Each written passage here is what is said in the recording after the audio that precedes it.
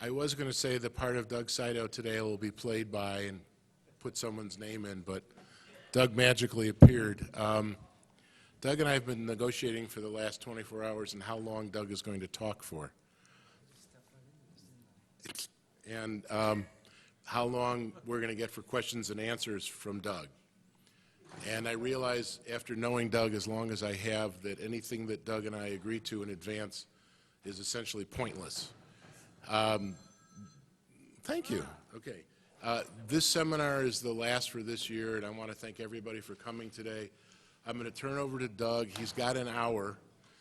It's probably a good idea, although I'm not even going to try and do this, to hold your questions to the end so that we can get Doug through most of his stories and nostalgia and the rest of the stuff in a timely fashion. And I am authorized by Doug to pull him off the rostrum when it's really time is up. So if there's anyone in this room that doesn't know Doug Saito, something's really wrong. So without any further hesitations, Doug Saito. Thank you. Yeah. This is going to be our last one. This will be my last seminar for sure. I'm going to be out after this. And also I have to change the whole program because young Mr. Jensen is here. And so we now have to go from X and R rated down to just general, type. I can't do a lot of humor today, okay? But, it'll be still a great seminar, really. First of all, how many are here for just to learn about the history of the chips and all the things about our hobby? Raise your hands. Come on. How many are here just to heckle me? Usually I should face that way. This is going to be a horror. For those hecklers, Alex Salento, no soup for you. Got that, Alex? Hey, he's not even here. This is good.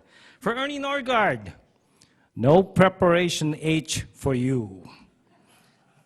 And for your buddy sitting next to you, more preparation H for you. Larry Hollabaugh, where are you at? Where's your toupee? Oh, it's, no, he is wearing it, right. Okay. Oh, they did flash this, okay. Let me get my pointer. I hope to use the right end. Hold on. Real quick, I want to open up with this shot only because I think the hobby starts with camaraderie. I really believe it's all full of people. The people make this hobby, and these are some of the people that I think, well, they're drunks, but you have a fellow here. Okay, and that's Mark Shapiro. He's the type who collects chips. He goes to crap tables, gets chips, he puts them back. Grabs more chips, puts them back, okay? He calls it collecting. I call it gambling, okay? In fact, that person who just waved to me walking in the room, he's #1 heckler, and you also see him up there on the wall. He's the one right here. That's Steve Pasalacqua. You have Todd Barrett back here, and that's actually a very good shot of Todd. This is not working. This is Todd Barrett right here in the middle over here, okay? And then you have one of the best people of all time, Tyrus Mulkey. He's my auctioneer. The day I found him was when he came up to people and said, go back. This is wrong. I can't. I'm going to go home. we just start. You could point for me, okay? No private parts, please. The one in the middle, okay, that fine-looking chap, is me, right in the middle, okay? And I'm wondering what the heck's going on. This picture was taken after did we have a few drinks that night? It's a place called Drinkers Hall of Fame in Arcadia, California. It was following one of the famous chip meetings we had. The newbie is Greg Ikimoto, okay? And he's not here. He's a very smart man. Next. Todd, you could work this. I wanted to open with this shot only because the people who influenced me in this hobby, believe it or not, was this gentleman here. His name is Bill O'Brien. That's his wife, Annette. The other one on the far side is the wife, Annette, okay? The one in the middle, I don't even know if she exists anymore at Harrah's. Anybody see her at all? It used to be the old Holiday. Well, you people know nothing about casinos, do you? Anyway, he started me in the hobby. He was my neighbor. He was the one who came up to me and said, we met in the alleyway, and he said something about, I collect chips, I'm going to go off to Vegas. And I never heard of the whole thing before. And he said, go to every place and try and get me one chip. And I was a gambler. So basically I did, and I was playing craps. I always went to the dunes. I only went to the dunes and the Stardust. That was it. Well, I started going to every little joint that I never even saw in my life. This is like in the mid-'80s.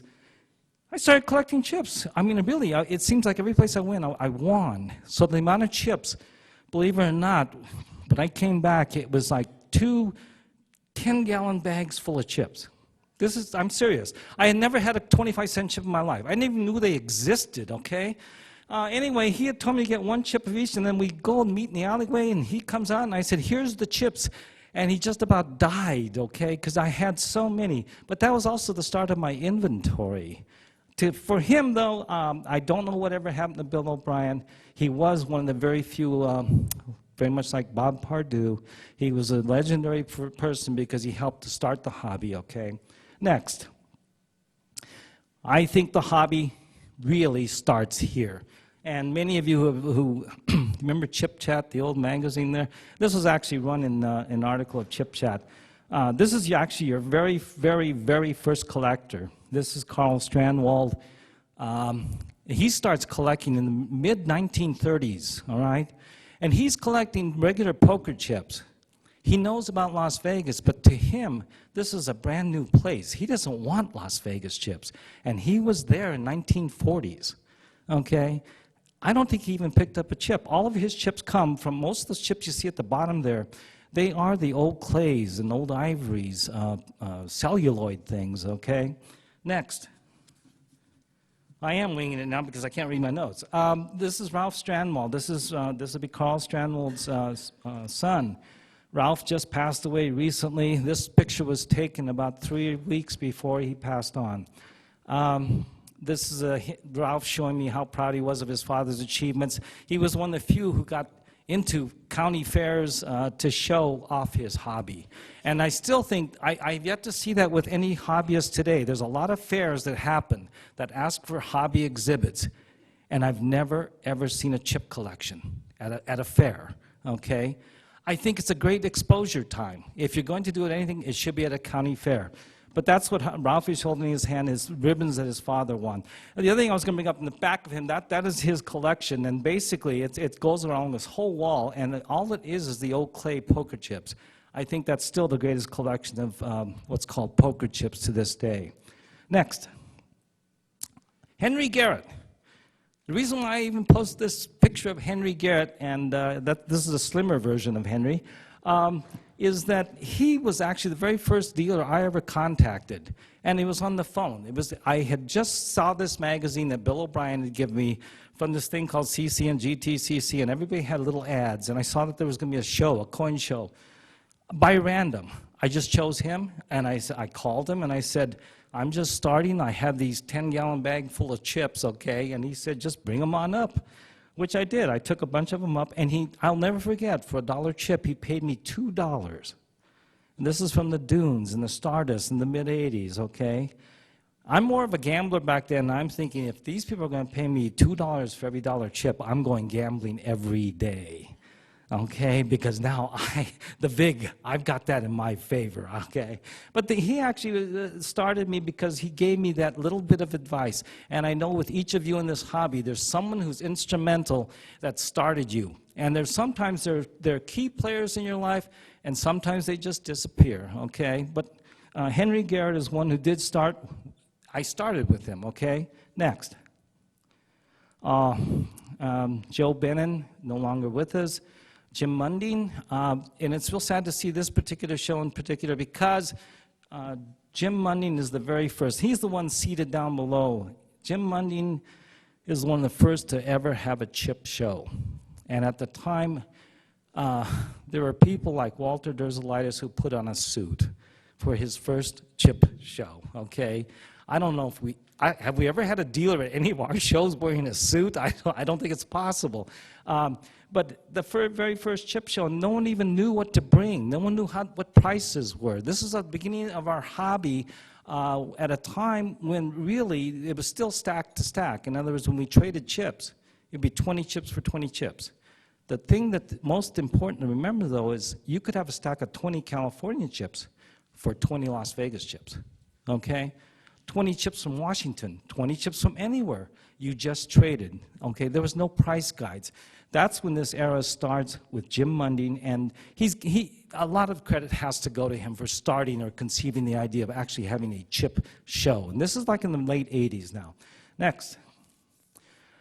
This is typical of what we used to do in my room at the Comfort Inn which is like $12 a night in a bad area of town. And this is done always before the chip show that Jim Mundine would have. This is the little typical chip get-together. Again, Stevie Pasalak was in the far corner sitting down. You know him. And then Bruce Landau, his famous Bruce Landau, above the head of Walter Derzalitis, okay, who's wearing the Buffalo Bills shirt, I think. And to the far right, we have Mel Jung. Every one of these people were influential in my life as a chip person, okay? Whether Mel was teaching me about brass slug cores, or Bruce Landau, just full of cheer, laughter, and so much passion for the hobby.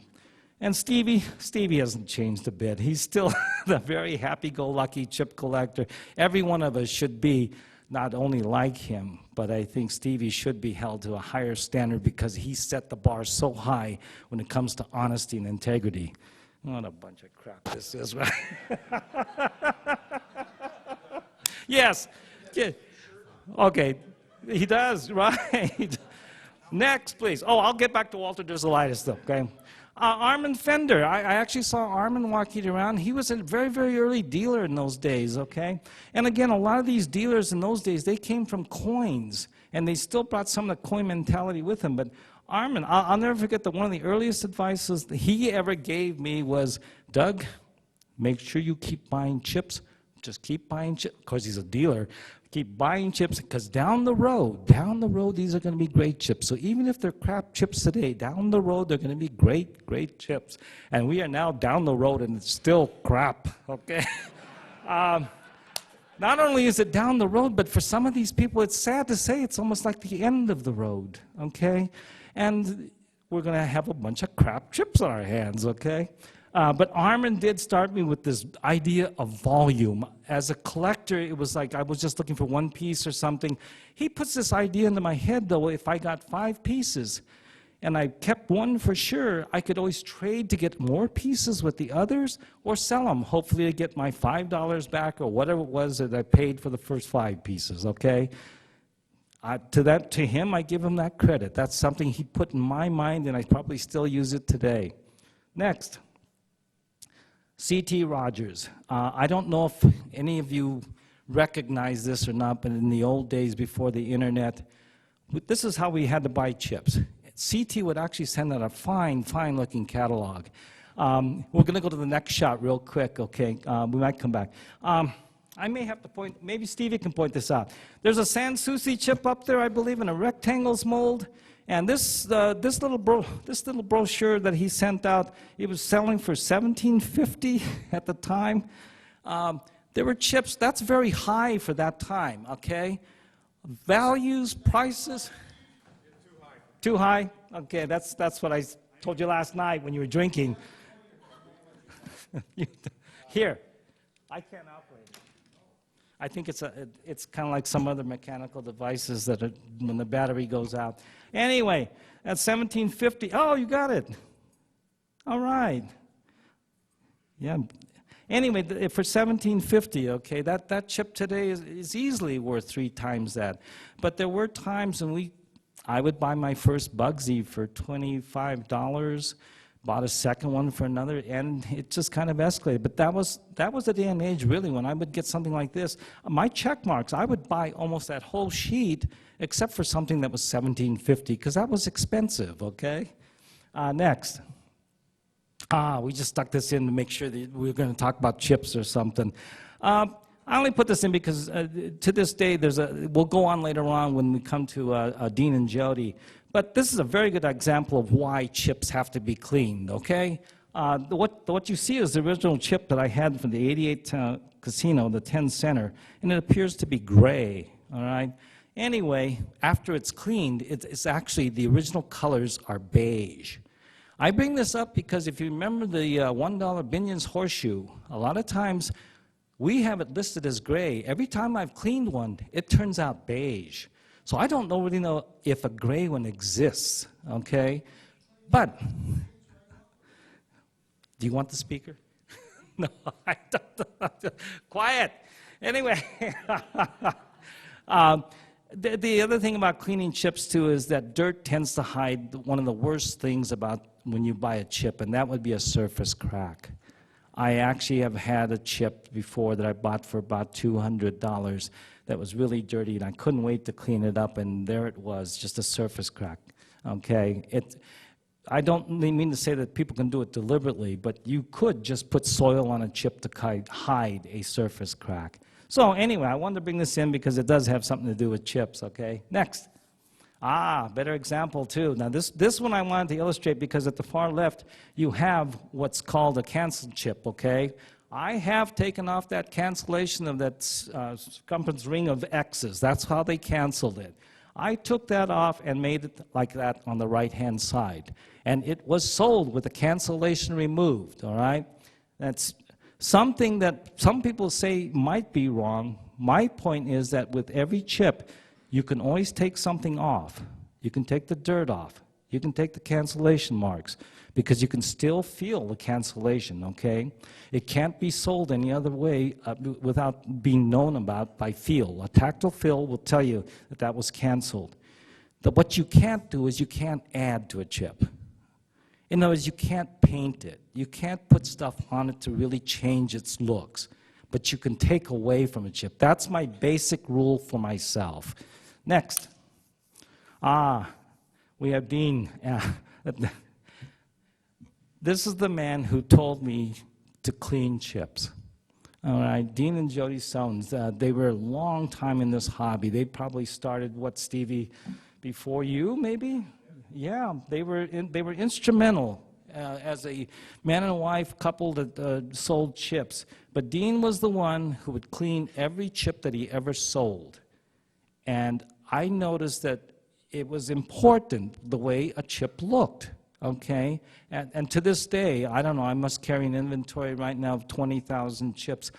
I would say 19,000 have easily been cleaned, okay? I still say a dealer will outsell anybody else when you actually see clean chips. That dirty one will always be spotted. People just don't like super dirty chips, okay?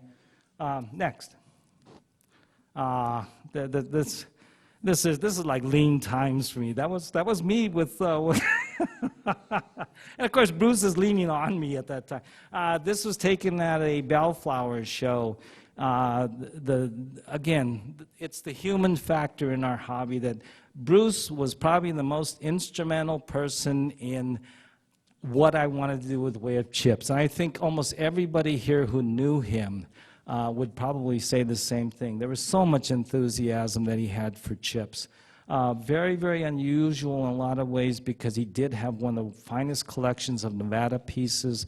He did sell it off. The price got to be such that he wanted to sell it, and he restarted. A lot of people who sell off don't restart, okay? But he decided to go into another area, which is just collecting $25 and $100 chips. But he had one of the finest collections of Nevada chips. He also had Atlantic City. He also had Colorado. He had Deadwood. We all had that kind of chip because we collected almost everything we could get back then. Next. Probably recognize her. Probably a round of applause for Janice O'Neill. You know, you take someone from Michigan who just has a basic housewife type of thing, and she has such a passion for chips and for helping people in the hobby. And also the fact that she also tended to do everything in the hobby, from ashtrays to matchbooks, and she didn't have to have that particular item to enjoy it. She would enjoy a picture of a chip. I'll never forget looking at her collection, going pages and pages, thinking, this is a great collection, until you found out there were color Xeroxes that she had cut out and put into her little holders, okay? That she just enjoyed the hobby. Next. Dale Seymour, legendary. I think to this day, I would still have to say 100 years from now, 200 years from now, Dale is probably going to be the most prominent person in our hobby, only because he has written a book and it's hardbound, okay? Everybody here on the informational highway and stuff, it's just gone. A book lasts a long time. Dale Seymour was super instrumental in all those basic chips, okay? He's also one of the two fellows for sure that I knew of who wanted to buy every chip ever produced. We don't have that kind of collector today. It's impossible to have that kind of collector today. But the reason why I've shown this photo, I think it sets up what I've set up next. Yeah. Too bad he didn't put a year on this little letter. I don't know if you can all read this or not. Can you read in the back? Was it a deaf crowd we got here? Can you see this at all? Anyway, this is my first venture into actually going out into Nevada on my own. I've decided I'm just going to go out there and I'm going to get chips. I'm going to talk to these owners of clubs. I'm going to go to little places that I've never been for in my life. I sent out 30 letters to different owners all across Nevada, especially in Yerington and Gabbs, the Jackpot, and of course, I'm going, well, I can't do this on a budget of $400 or $500, okay? I'm going to spend about 3 weeks out in northern Nevada. And so I went to Dale, and Dale basically told me, let me finance your venture. And then he says $12,000, okay? And that was a fantastic sum back then, okay? And it's funny because all he's asking for is it would be possible that if I get chips that he pay no more than cost, okay, for his share. I remember it was a fantastic chip trip, probably the best one of my life because it was virgin territory. And so many of these owners had never been heard about chip collecting. So I managed to get a lot of chips. We managed to also, Dale is fantastic. I get back with I estimate 20,000 chips from that trip, okay, buying out complete card rooms. And we sat there and Dale said, let's just stack it all up and, split it all up. I'll keep mine, and it was something. There were about 200 one-of-a-kind pieces that we just split right down the middle. I don't know whether I can even have done that in a regular business trying to get money, okay? You just can't do it. This is a person I knew maybe 4 months who's sending me $12,000, okay? Next. Bob and Jean Matthews, very instrumental collectors. Does anybody here recognize them? I mean, this is kind of, you got to be kidding me. Wow. Stevie, I think four hands were raised. That's amazing to me. Bob Matthews, I think, probably gave me the best idea of what our hobby's about. He's a pharmacist. He worked good, hard, long days, 12, 15 hours. He owned his own pharmacy. And his wife, Jean, came to me. We were talking, and she said, we were talking about the hobby, and she said, with Bob, he would be under so much stress. He would be so tight. He would come home, and he would have to have his dinner, and then he would just disappear into his little chip room. And an hour later, he would come out, and he would be a different man. At ease, calm, because he was with his chips. He was enjoying them so much. It took him away from business. It took him away from the hard things of life. And that was the definition of a hobby to me. It takes you away from some things that are painful. It's a pleasure. It's something to look at, something to enjoy. And he was a fantastic dealer too, probably a super honest. He was the one I really wanted at one time to run for president of our club, okay? Next. Bill Payne. I can remember Bill Payne because he was the first one to ever put $1,000 on a chip. It was just startling to see him, a price tag of $1,000 on a chip. He was also the one who told me to buy a $5 Bugsy, the plain mold. I think he talked me into buying it for like $200, okay? Which today, I don't even know what they go for. They're very high, though. Then he talked me into buying another $5 Bugsy, okay?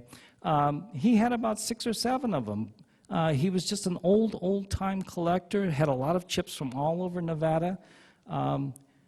Super tough to deal with, but he was the very first. He would always say to me his prices were only 20 years ahead of time.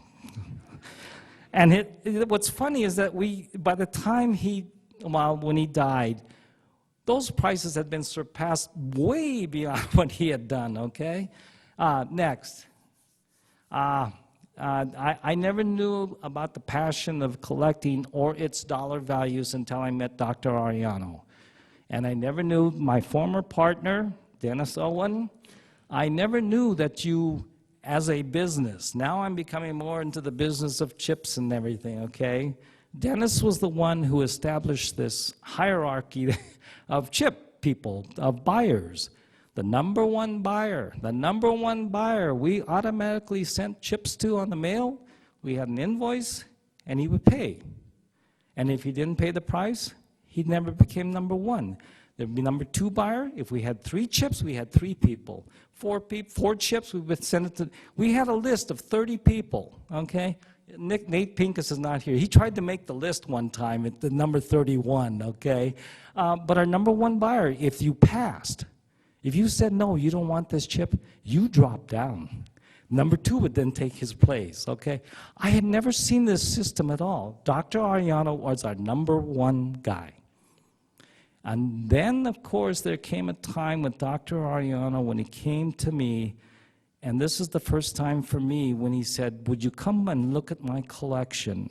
And at that time, I didn't know that he was thinking about actually starting to sell it. He wanted someone to buy it. And he asked me my advice. And I said at the time, go to a person we'll see later on, Jerry Wall. I think Dr. Ariano, had I been doing what I do today, now that I know things of today, I would have taken Dr. Ariano's collection as a consigned thing. I don't have the money to buy out his collection, which I think they settled at about $150,000, and it was a fine, fine collection. Probably one of the top 3 or 4 Nevada collections, and it was pristine. That was the one thing about him. He came from coins. I know in the coin world he had sold his German coin collection or something for millions of dollars, okay? And now he got into chips. Next. How many people recognize this individual? Oh, God, so this is all right. This is Jerry Wall. If anybody should have had pages and pages and pages in this book, in this history of chips, it's Jerry Wall, okay? He was the only person in this whole world. You see, Dale Seymour and Gene Grosblatt, they only wanted 1 chip that was ever made, just 1.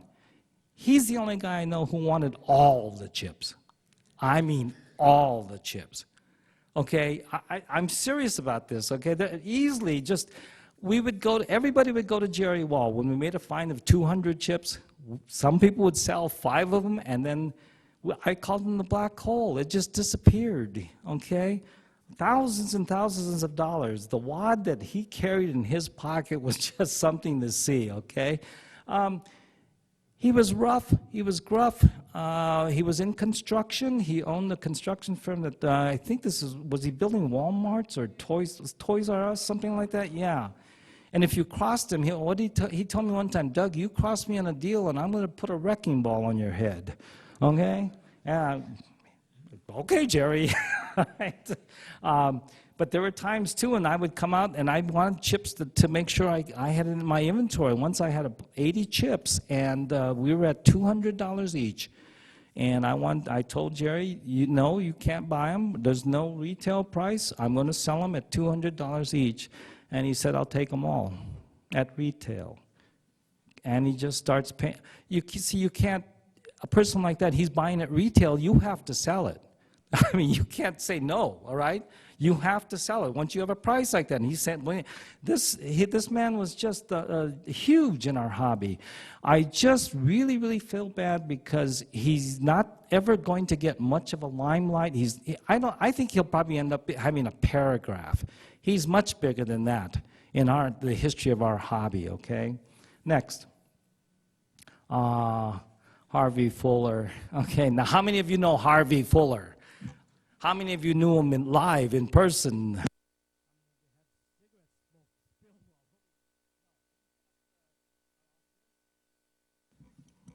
Nah, I didn't do that, did I? You gotta be kidding. Okay, anyway, Harvey Fuller.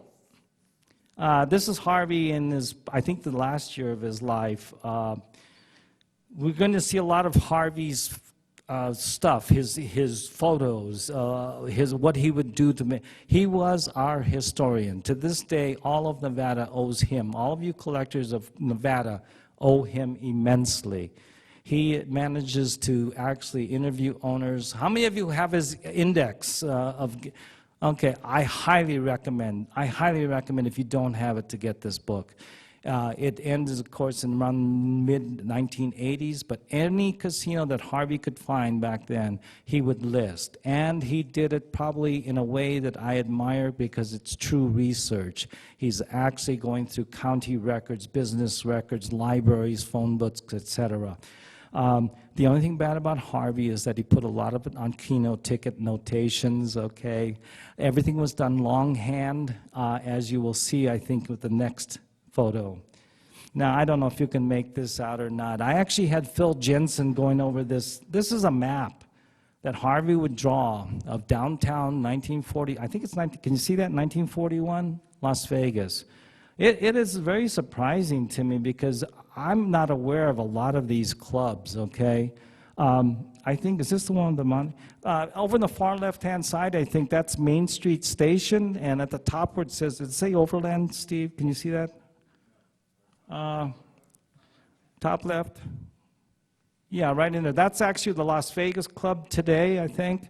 All right? And so that gives you your bearings of what he's got up here. But Harvey would make these detailed maps, and I never found, you have to understand, when I was in his house every Tuesday, every Tuesday for about, I would say, 7 months straight. The thing about Harvey is that it was all over the floors. How many of you seen Hoarders? Okay, that's Harvey's place. It is that bad. It's just stacked up to your waist in just paper, file cabinets. There was a piano there that you couldn't even find, okay? And you were stepping on things. I was stepping on Keno notations. This is something that I remember finding. And I asked Harvey, and Harvey said he did one for downtown from the time the first building came in. But you see, I couldn't find the rest of it. And to this day, it would be like just immense to know what downtown, what the clubs are listed as. Next. This is a continuation again. This is down the right-hand part. All those clubs down the bottom here, that would now be the Golden Nugget. Okay, it's amazing too because there's a lot of clubs. The Kiva Club, we don't have chips from the Kiva Club. I don't think we have chips from the Monterey. The Frontier Club in the middle, we do have chips from. If you notice also, two business addresses from the Kiva Club, the famous Fremont Hotel, which is located on the Golden Nugget side of the street, okay? It's things like that that were just kind of shocking to me when I saw all this. Next. I love this because this is, wow, what happened to the photo? Anyway, some of these are all photos that Harvey Fuller took, okay? It was the only thing that I wish I had found all of that. These are negatives he had, and they were just left all over the floor. A lot of these negatives I just took, and I had to have a special developer on them. So a lot of these photos I don't think anybody's ever seen before. This is the Silver Star, obviously, and what this is where the Lady Luck across the street would be. Some people have said that this place never existed, okay? But it's hard to dispute a photo of the place. In asking Phil Jensen about this particular place, it was owned by Benny Binion. Actually listed in the gaming license that Harvey has as Becky Bennon. That would be Benny Binion's daughter. What most people don't realize, and Phil Jensen confirmed it, is that they built the Silver Star only because they wanted a place as a training ground for dealers. So Phil said in the back of the place, there were a bunch of bars in front, slot machines, but in the back they had their games going, and it was dealers practicing, and the better ones would be picked out and actually moved over to the Horseshoe. It was all set up so that he would have his own group of dealers going, okay? Those Silver Star chips you see, they are legitimate. They were issued by the Silver Star. The reason they were put into play, though, is that they were for training purposes, okay? Next. Boy, Silver Spur? Yeah. This is the Silver Spur in Henderson. Another great photo by Harvey, because you don't, I think there's mention of the silver spur. I think this is the only photo of the silver spur today, okay? And there was a time when I even told Harvey, I don't think this place existed because I couldn't find anything on it until you see a photo of it, all right? Next.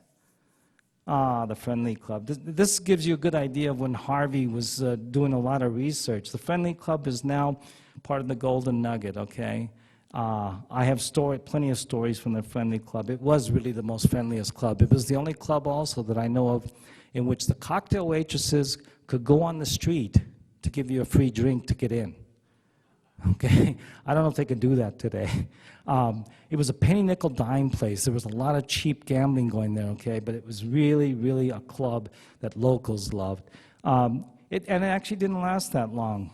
Next, Long Branch Saloon. A lot of you don't know or have never, if you've never seen this, it's a very rare photo, okay. This is the Long Branch Saloon that it was in North Las Vegas. Obviously, Harvey went to the place. The only other person who's visited this place is Phil Jensen. And Phil was the one who filled me in with, he told me exactly where the one blackjack table was. And those chips that do say Long Branch Saloon, for some reason, are very, very, almost uncirculated to this day.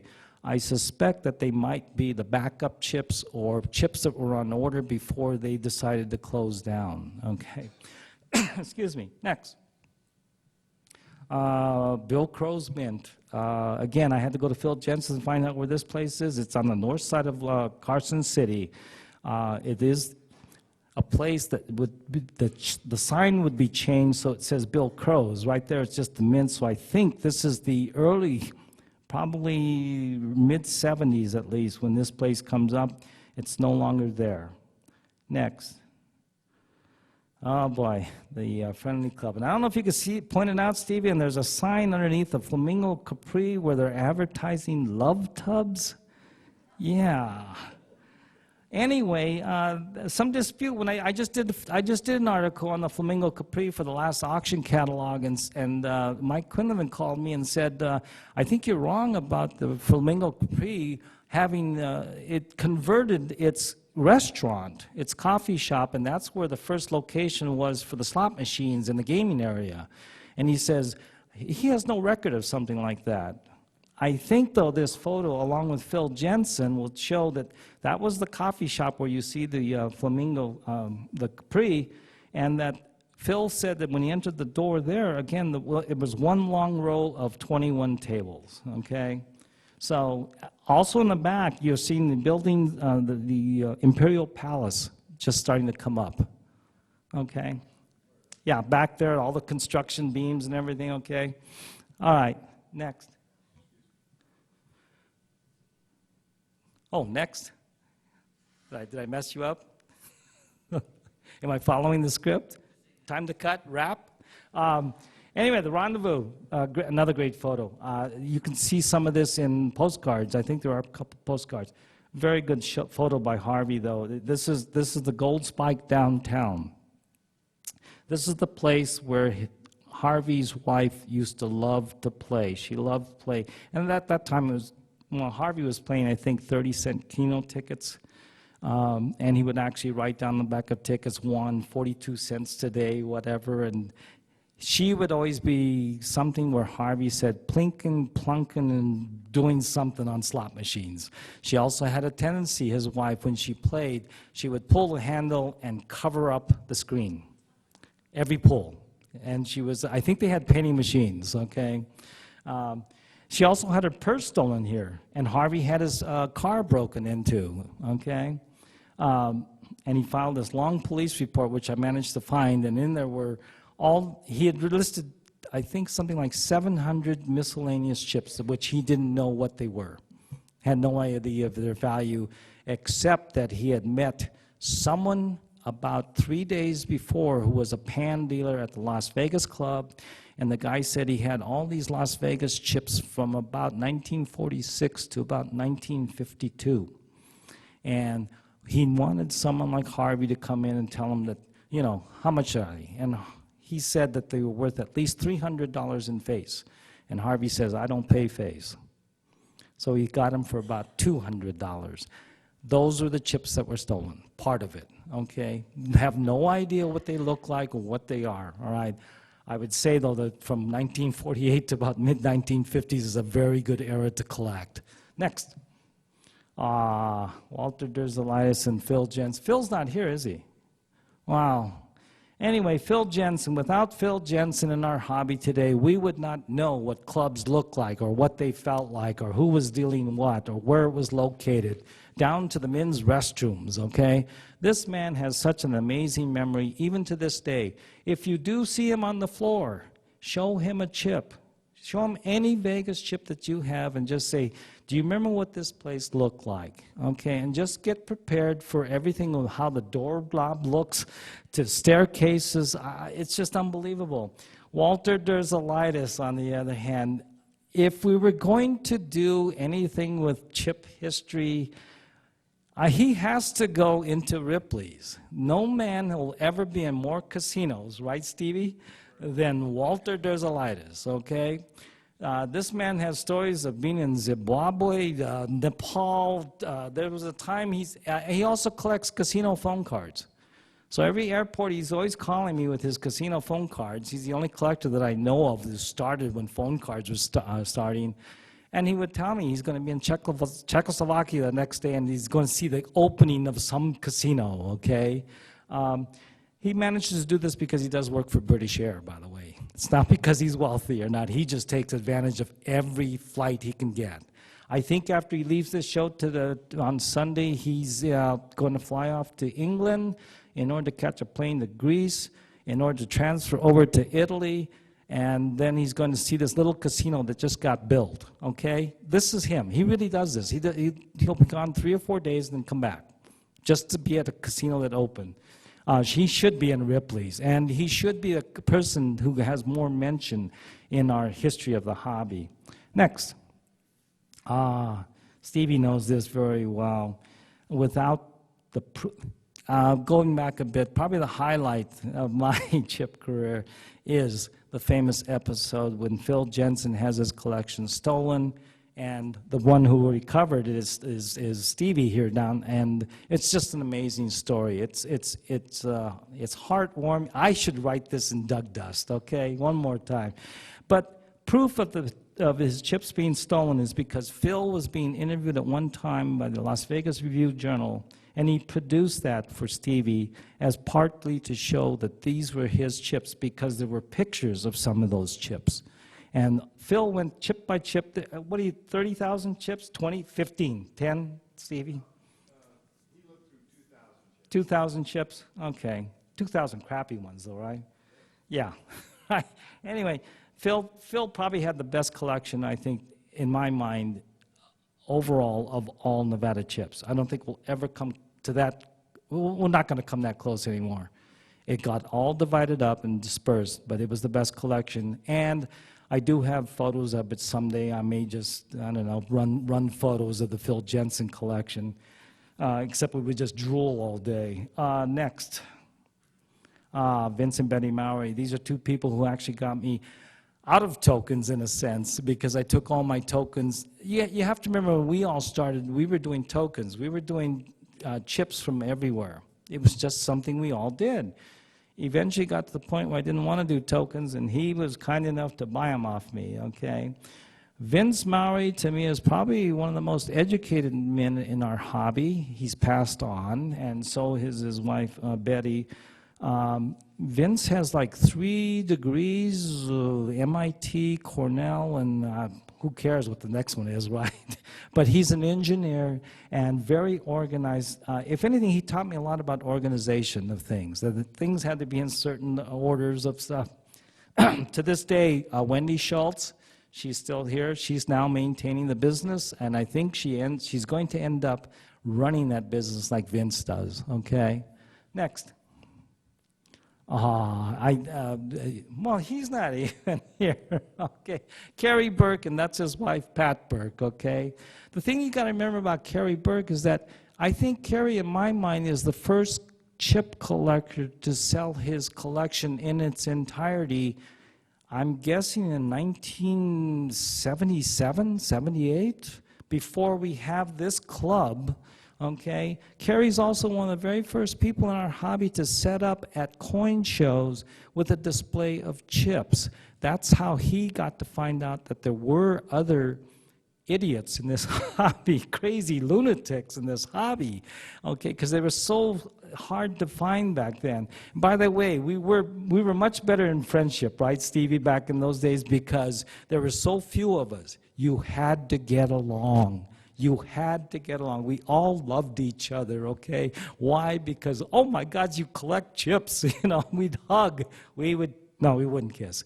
Anyway, we were very, very close in that regard, okay? Because chip collecting was there must have been a hardcore of 200 people, maybe 300. And a lot of those people we have now lost, obviously. Next. This is a surprise, huh, Stevie? Who's that fine-looking fellow on the left? No, the fellow on the right is Stevie's youngest son. This is Tegan. And I only wanted to bring this picture in because this is how we used to trade. Those of you who have been long enough will probably recognize a scene like this. Chips are just laying all over, okay?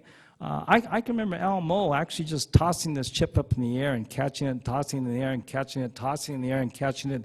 And then he'd toss it to me and he'd say, "What do you think it's worth?" And I'd say, "Well, it's $100 Bugsy. I don't know. It might be still worth $75," and toss it back to him. Okay, we didn't have airtights.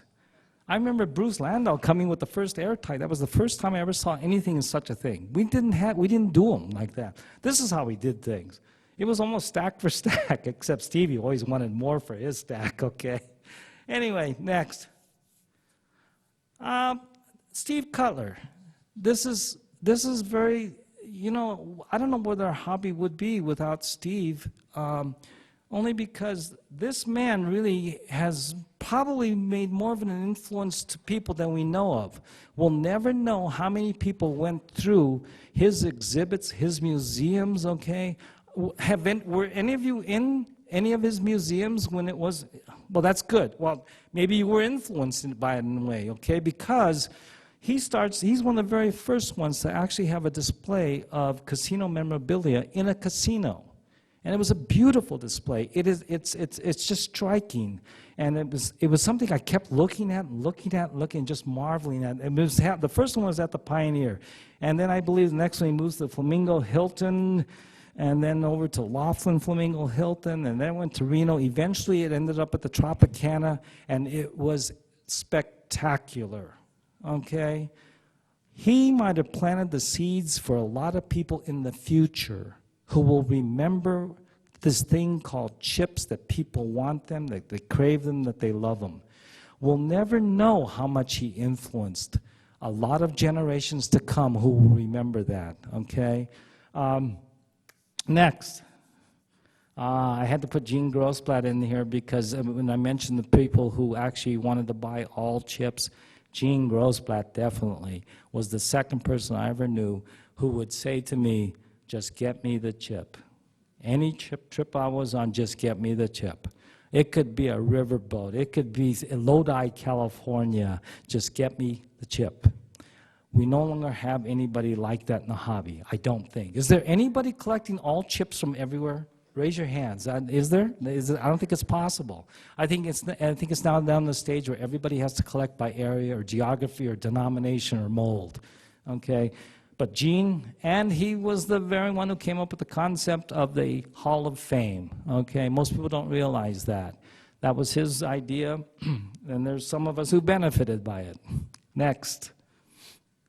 Actually, I didn't have time to do my research. Anybody remember his last name? Everybody remember him? Gordon?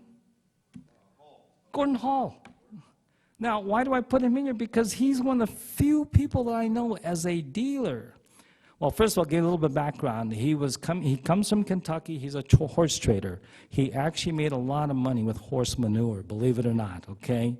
He I don't know, something to feed horses with that actually made them poop better or something. Made a lot of, I don't know, okay. Anyway, I remember doing an interview with this man, and most people at that time, he was a bit standoffish, okay. But the reason why I wanted to include him here is that there was another side that most people don't remember at all or never knew, okay. One is that he was a great father to a daughter who had spinal meningitis, I believe, really in almost 24-hour care. A lot of times he would leave a show and just take care of his daughter, okay? That was a side I don't think anybody knew, but he was also the very first dealer to go to casino owners, and at least to me, and tell them, if you make these set of chips, I can buy them and sell them. And that's where he and I had a discussion about what he was doing. I felt it was wrong at the time, okay? I think it's still wrong in a sense to go to a casino and say, can you do this set of chips because we have collectors? I would much rather have it the old-fashioned way where they're going to issue a house chip to gamble with first, okay? But he was the very first one who came in with the bird farm, not the bird farm, but the depot headquarters in Fallon. There, he helped me out. What was the first one? The Bonanza. He went to the, and of course, he would always make up one denomination in which there were only 100 made. Amargosa Valley too, yes, okay.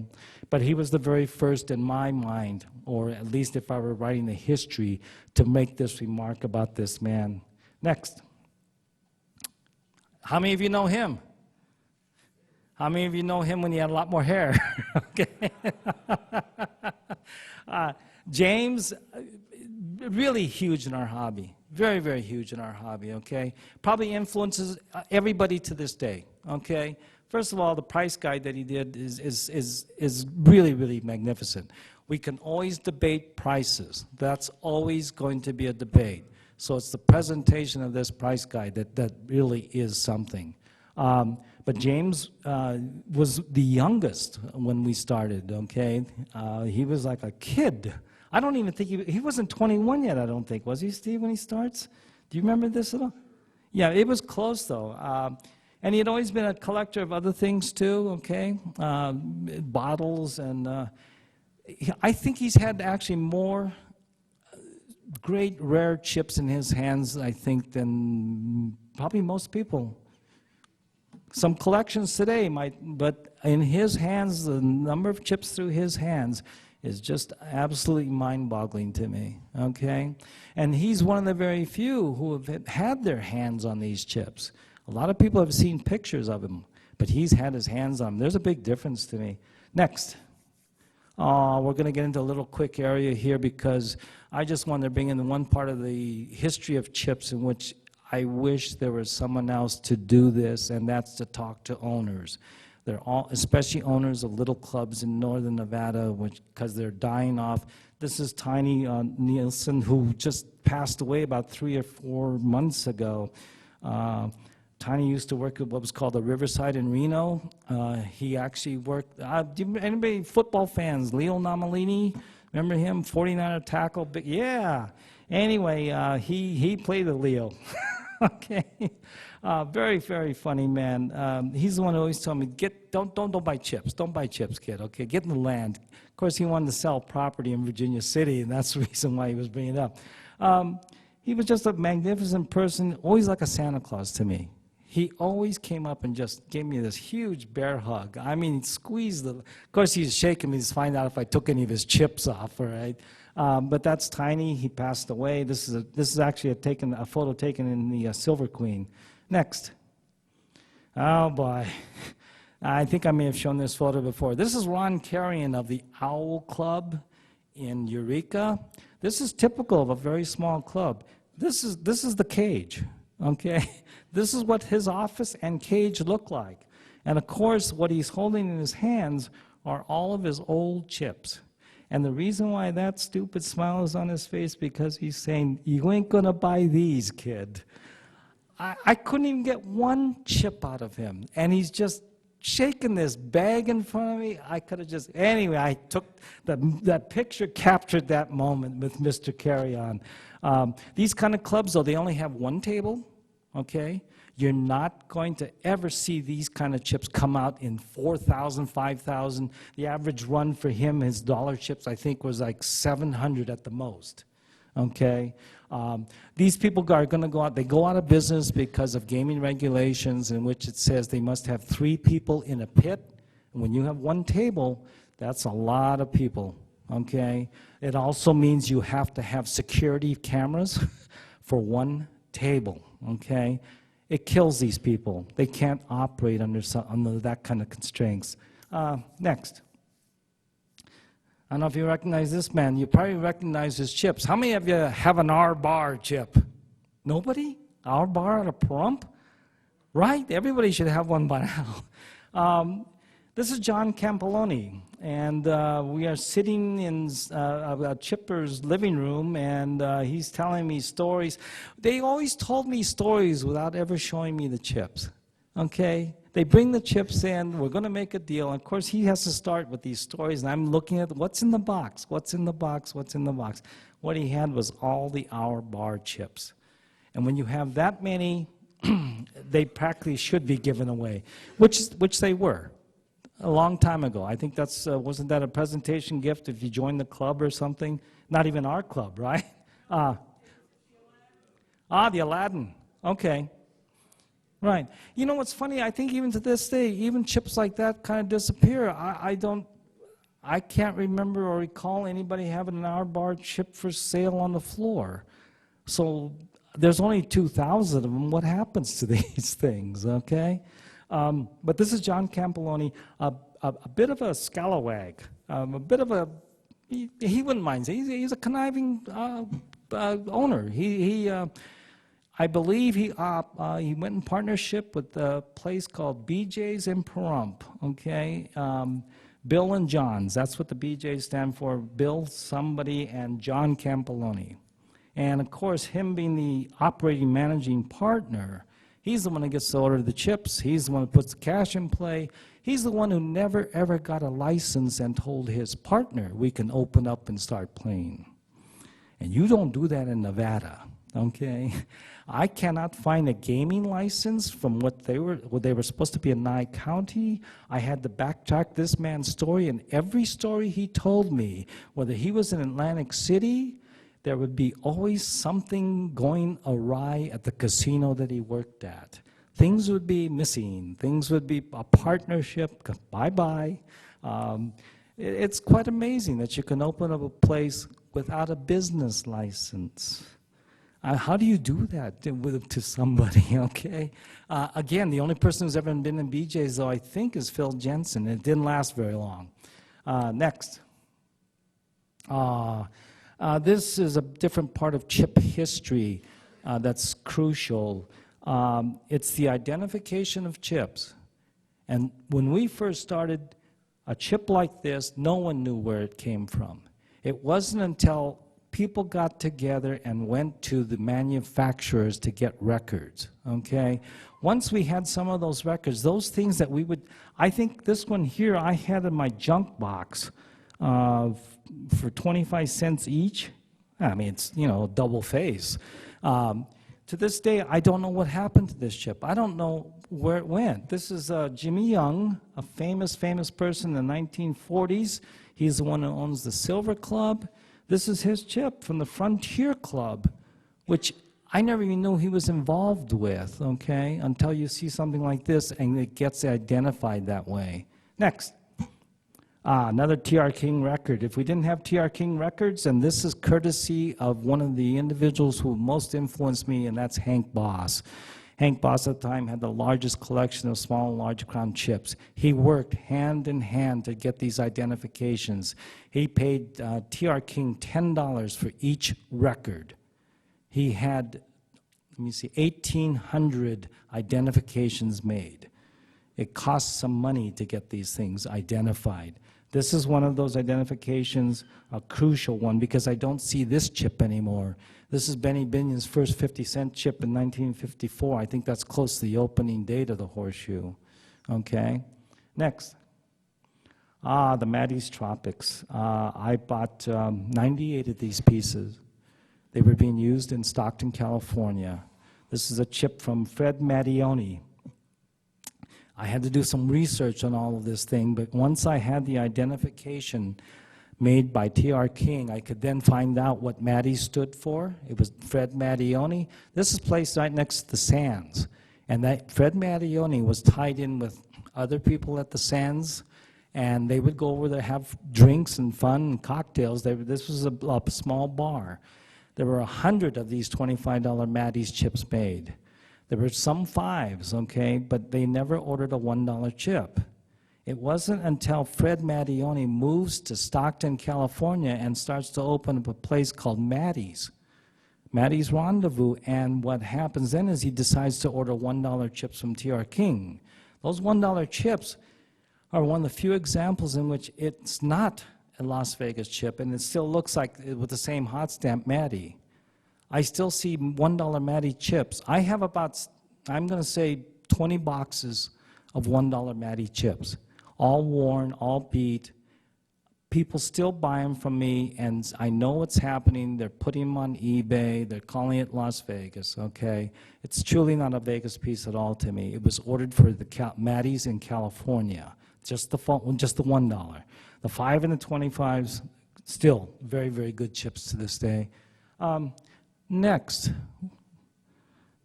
this is the Dunes. This is when I interviewed Marion Young. That's J.L. Young's widow. She told me more about Jimmy Young. I did a somewhat of a biography on him. He ends up with all these chips. This is not from the dunes on the Strip. This is the famous dunes on Boulder Highway.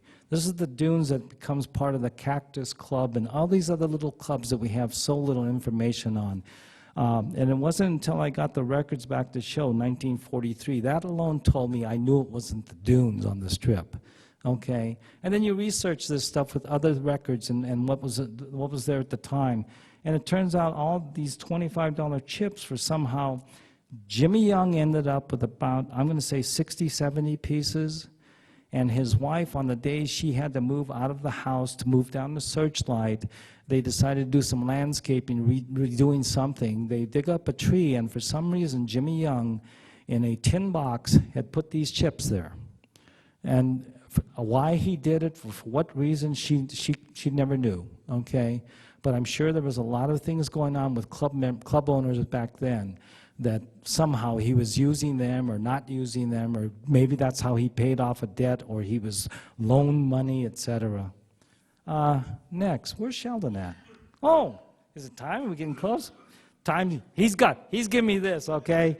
Oh, Scott and Estelle, let me just talk about them. I still think there should be an Estelle Hartman Award, okay, for someone who just volunteers their time alone and energy. She attends everything. She's like mom in our hobby, okay? And how could you go against mom and cookies and apple pie and what? Get out of my ear.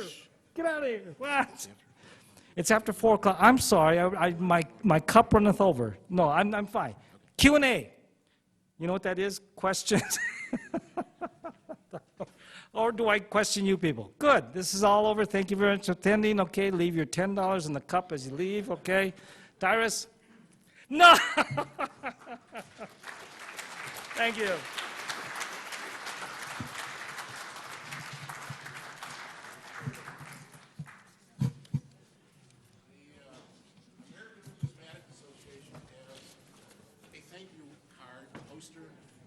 Doug, as one of our speakers. Step over here, Doug. You don't get away. Get over here, Doug. No matter what you do, Dick is going to have a picture taken. I'd rather have a picture of my dick. Your dick is right there. I can't say stuff like Oh, this. take your glasses Whoops. off, Doug. Whoops. Doug, Doug, take your glasses off. Why? Because the reflection in the light. This way? Aw. Actually, your glasses are on his shoulder. Is that where you want them? Yeah, I'm good. Okay, I'm good. Go.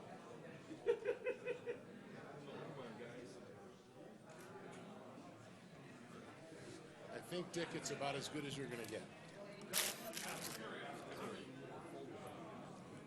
That's not bad. That's not bad. Thank you, Doug. Oh, I get this? Yes, you do. Doug, thank you. How much for the frame? Huh? I will autograph this one. And you didn't do it in the Q&A?